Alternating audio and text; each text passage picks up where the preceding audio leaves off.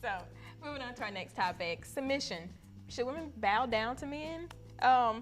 This is a very controversial issue right here.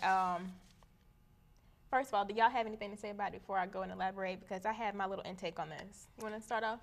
Well, I believe for myself, I believe a woman should submit to her husband if he is walking in the biblical aspect. If he's not, that's her fault because she chose to marry this man and she's going to go through things. But if she chooses a right type of guy, as far as someone that loves God, someone who has the fear of God, then you should always submit to your husband. I think that way he won't steer you wrong because he's a man of God and he's getting direction from God. So that's why I feel like if he's married, yes, she won't, if he's a man of God, she won't have to go through anything that much, problem she's going to have. She's going to be encountered with stuff, but that she knows that she can go to her husband, he'll be understanding. So I agree with you in the fact of, women submitting to men, maybe for a different reason though. I believe it's more in the fact of when you have two people bumping heads for the same position within a group, whether it be a family or whether it be friends, that causes a lot of controversy. Whether it be gender-wise or whether it be, whether it be a man and a woman or a man and a man, that just causes a lot of controversy and a lot of stress and a lot of situations that are unnecessary, in my point.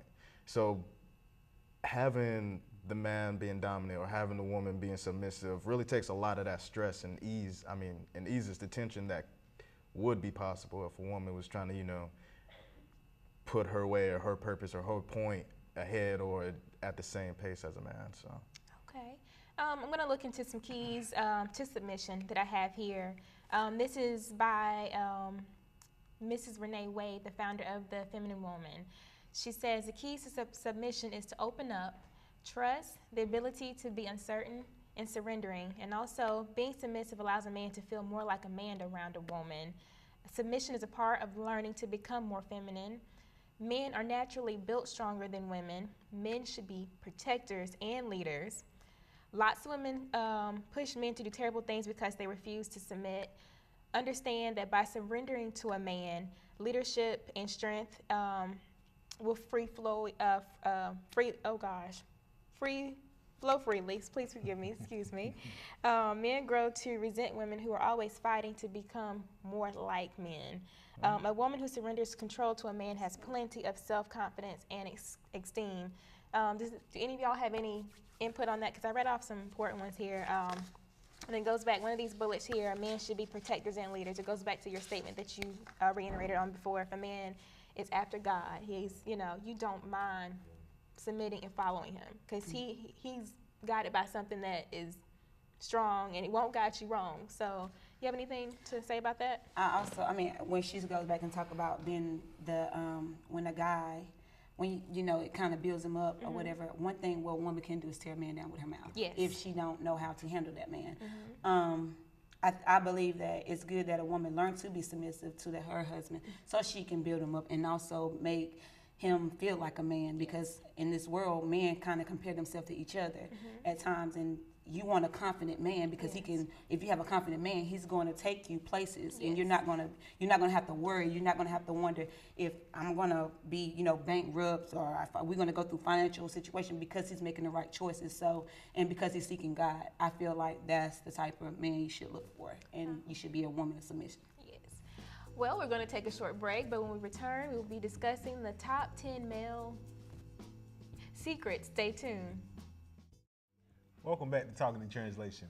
Now let's talk about the top 10 male secrets, whether they're true or false. I've been kind of looking at this and I'm like, so here we go. Number 10, men can't remember a darn thing. Number 9, men don't listen like women. Number 8, men aren't as empathetic as women. Number 7, men can't help looking at other women. Number 6, men don't always have sex on the brain. Number 5, men love sports. Number 4, men are tough as nails. Number 3, men are sensitive too. Number 2, men like to shop. And number 1, men like to talk. So, Mr. Banks, tell me what you think about that. Okay. I'll start off by saying this. Prince. Men love sports is no secret whatsoever. Everybody knows men love sports, whether it be soccer, whether it be baseball, whether it be football. I don't even see why that's even a topic. I can't believe that. I cannot believe that. What about the sex part, huh? Huh? About the friends, sex, whatever.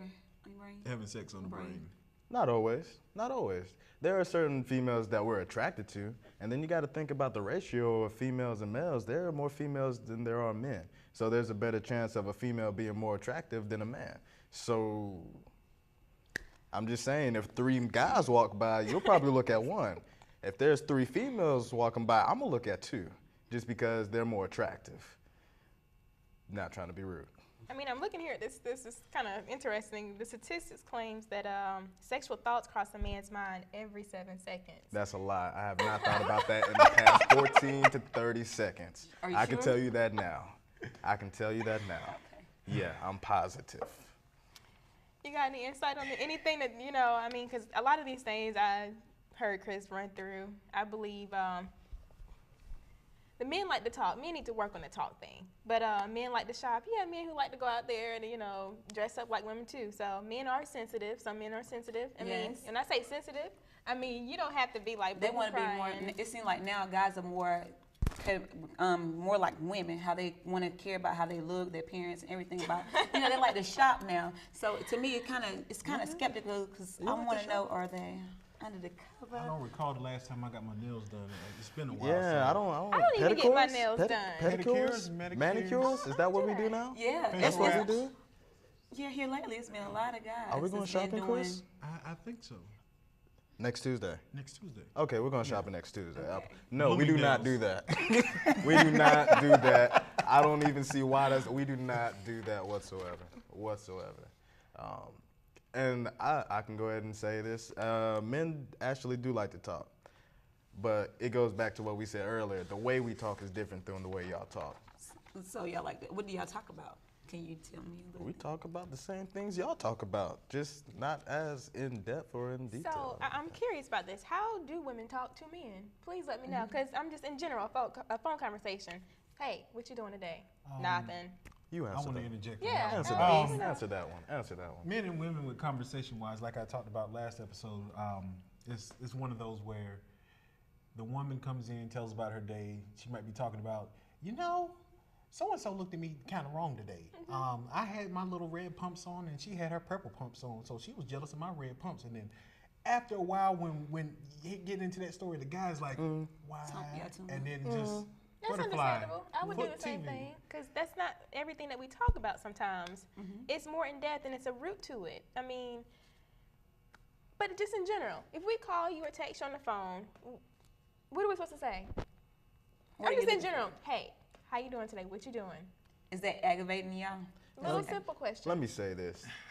Talking to a woman, and I'm just going to use this as my visual, it's kind of like that one driver on the highway that's falling asleep, and he's on the road, and then he drives off, and he's on the road, and he drives off, and he's on the road. It's like that when you talk to a woman. With a guy, we're just driving straight down the road. We're going to tell you how we felt, and we're going to tell you what we thought off of a certain assumption.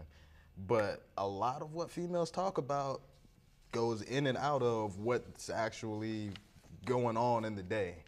Like he said, y'all might sit there and be like, oh, I wasn't feeling good today. A man will be like, oh, okay, why? A woman will be like, well, you know, I threw on the wrong clothes today. It just doesn't look good today. wasn't and looking stuff. at me right And in she the wasn't office. looking at me. So what you're It's- saying is basically you don't really care about you don't care about those. No. What I'm saying is men don't include everything in the situation. We just put in the key we won't factors. say we were at the basketball court and this guy looked at my J's wrong because it didn't blend with my outfit that I was working out in. We won't necessarily say that. Exactly. No, we don't do We that. We don't don't say talk that. like But that, we though. don't- That's not what we talk about. Really? Then See, what that do y'all might talk be about? something they're not listening to. That's See? right. They might. Okay. So, we are going to run on to our next topic, gender stereotypes. Is it true or false? Men like to play sports, enjoy working on cars, play video games, are not nurses but doctors. As husbands, tell their wives what to do and are always in charge. And for women, the true and false gender type stereotypes. women are not as strong as men, do not need to go to college, are not to be outspoken, are to be visual pleasure for men at all times, are flirts, and are to be submissive. Okay, I can go ahead and okay.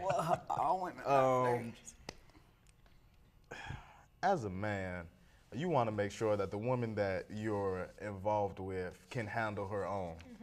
So a man thinking their girl or a woman or a wife or a girl, whatever the relation, they want you to go to college because they want to make sure that if they get kicked off the job because Joe and Joe sat there and snitched at the boss, you know, they're going to say, hey, you know, you got to take up for a while till I can figure something out. They're not going to be like, no, you can't go nowhere. Okay. That's no. I like that. I like that. No.